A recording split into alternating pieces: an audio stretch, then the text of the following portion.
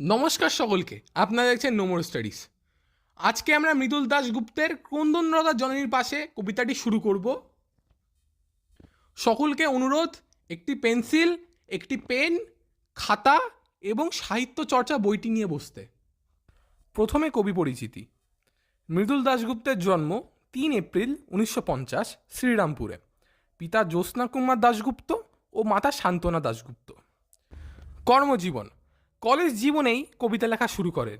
কিছুদিন শ্রীরামপুর ইউনিয়ন ইনস্টিটিউটে শিক্ষকতা করবার পর 1978 সালে পাকাপাকিভাবে সাংবাদিকতা শুরু করেন।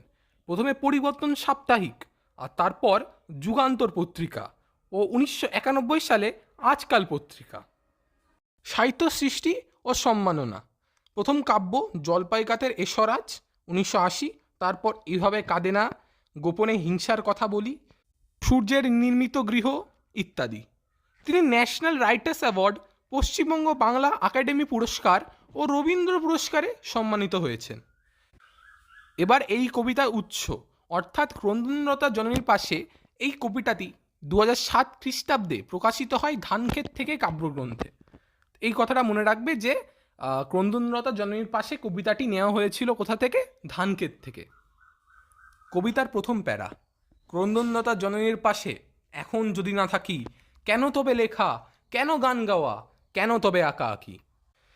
এই কবিতার নাম হচ্ছে ক্রন্দনরতা জননীর পাশে। ক্রন্দনরতা শব্দের অর্থ হচ্ছে কাঁদছে এমন কেউ, মানে এই কবিতায় একটি জননী কাঁদছে। এবং সেই জননী কাঁদছে কেন? দেখো, এই কবিতায় একটি জননী তার সন্তান হারিয়েছে, তার কন্যাকে ছিন্ন ভিন্ন দেহে পেয়েছে কোন এক গভীর জঙ্গলে। সেই জন্যে জননী তার সন্তান ও কন্যার অকাল মৃত্যুতে পুরো পাগল, উন্মাদ হয়ে গেছে।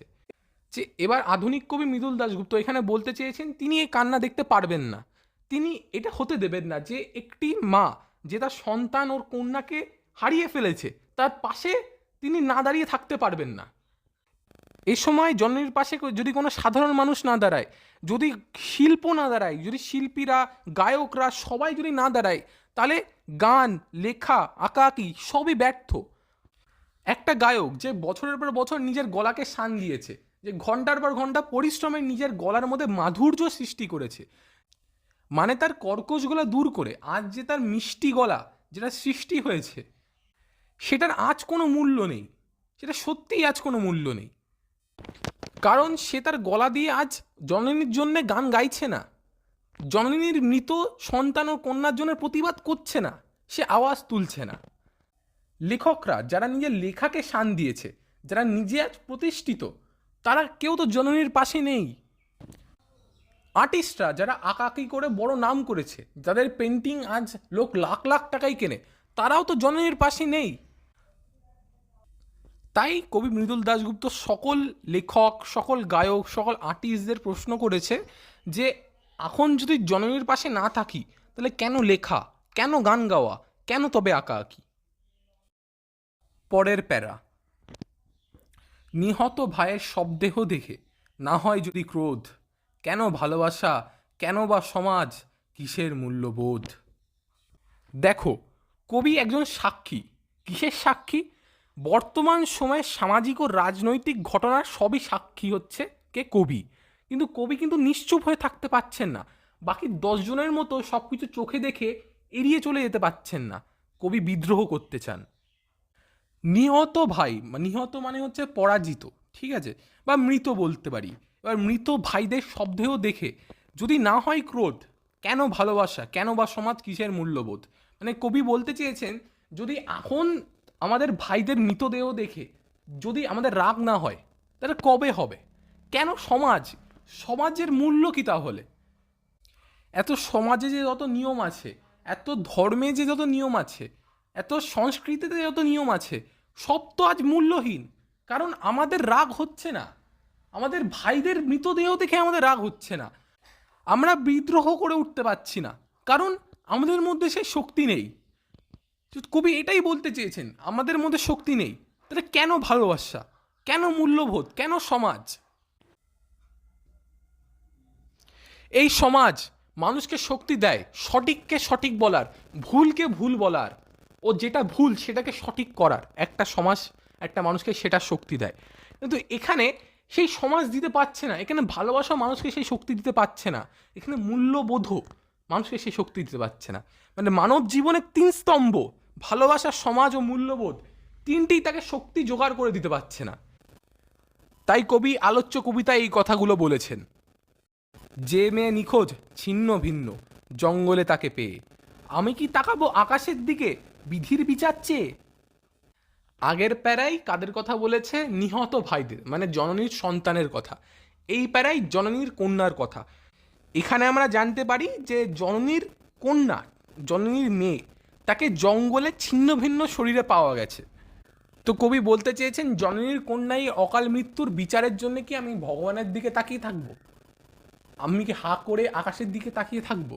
আমি কি ভগবানের জন্য প্রতীক্ষা করব যে কবে সেই মানুষটা তার শাস্তি পাবে? কবি বলতে চান আমি আকাশের দিকে তাকিয়ে থাকতে পারবো না ওই মেয়েটি ন্যায়ের জন্যে। ওই মেয়েটির অকাল মৃত্যুর দোষীদের, ওই মেয়েটির ছিন্ন ভিন্ন শরীর যারা করেছে তাদের সকলকে কবি শাস্তি দিতে চান।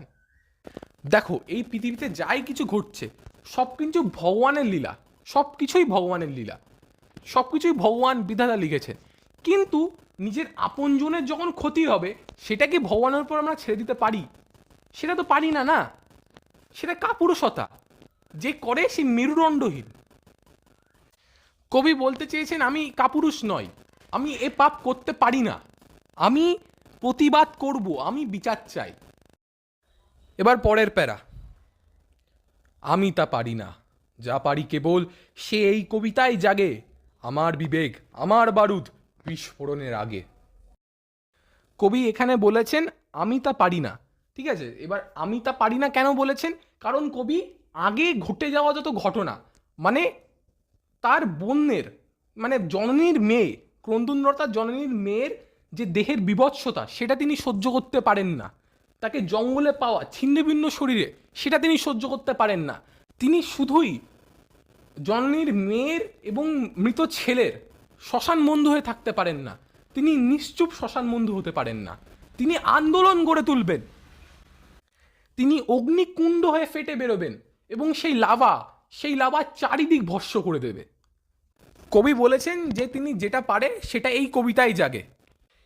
এই লাইনের মানে যে কবি তো একজন সাহিত্যিক, কবি তো একজন সাংবাদিক, তার কবিতার দ্বারা তিনি সবার কাছে এই ঘটনাটা ছড়িয়ে দিতে পারেন, তার কবিতার দ্বারা সকলকে জ্বালামুখী করে তুলতে পারেন। তাই কবি বলেছেন আমার বিবেক আমার বারুদ বিস্ফোরণের আগে। মানে কবি এই লাইনগুলো দিয়ে সকলকে সচেতন করে তুলেছেন, মানে সকল দুষ্টদের সচেতন করে তুলেছেন যে কবির বিবেক, কবির বারুদ এখানে রেখেছেন। মানে পুরো কবিতা জুড়ে কবির নিজের পুরো শক্তি, পুরো সম্বল রেখেছেন। তো কবি বলেছেন যে সকল দুষ্ট যেন শুধরে যাক, নাহলে কি করবেন? তিনি বিস্ফোরিত হয়ে উঠবেন। তিনি বিস্ফোরণ করলে কি হবে? চারিদিক তছনছ হয়ে যাবে। কবি তো মূর্তি না, কবি তো মূর্তি না যে নিশ্চুপ হবে, কবি পাথর না, কবির পাষাণ হৃদয় না, কবি কি? কবি অগ্নিকুণ্ড। আর যদি অগ্নিকুণ্ডকে না আটকাই তাহলে কি হবে? বিস্ফোরণ, আর বিস্ফোরণের ফলে মৃত্যু, আরও মৃত্যু। অর্থাৎ কবি বলতে চেয়েছেন যে পাপীরা যদি নিয়ে দোষ না মানে তাহলে কবি কি করবেন? কবি তো কটাক্ষেই ওই দেবদেবীদের মতো ভস্ম করে দিতে পারবে না, তা তো না। কবি আরও লিখবেন, কবি আরও কবিতা লিখবেন, কবি আরও কাব্য লিখবেন, কবি গ্রন্থ লিখবেন, কবি আন্দোলন গড়ে তুলবেন। আর সেই আন্দোলনে কি হবে? এক নতুন সমাজের সৃষ্টি, এক নতুন ভালোবাসার সৃষ্টি, নতুন মূল্যবোধের সৃষ্টি। এই ছিল কবিতার ব্যাখ্যা। যদি কোনো প্রশ্ন থাকে অনুগ্রহ করে কমেন্টে করবেন, এবং এটার নোটসের ভিডিও অনেক তাড়াতাড়ি আসবে। ধন্যবাদ।